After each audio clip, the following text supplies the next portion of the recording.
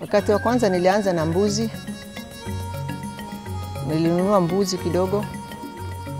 Nikaona hali ya anga ni mbaya, nikatoroka kutoka Gafarsa nikarudi Merti. Wakati nataka kuuza mbuzi hakuna market. Sasa nikipeleka market mbuzi ile nilinunua na pesa kama 1500 naambiwa 2000. Kenye imenifanya niache mambo ya ufugaji, mimi ni mama. Nyumba inanitegemea, watoto wananitegemea. Sasa jilali imekuja. Nyasi hakuna nyasi mpaka uende mbali, na mimi siwezi nikatoka kwa boma niende mbali. Kanifanya nirudi kwa mambo ya samaki na kuku. Sasa hata kuku nikaona kuku sio mbuzi unachunga, unaenda naye nje, unatafutia maji, unatafutia nini, alafu sasa nikaamua hii kuku nikiwalea hapa, nikiwanunua niwalea hapa, haina stress mingi, haina changamoto nyingi. Zamani nilikuwa tunapika kwa sufuria na nyanya na kitunguu.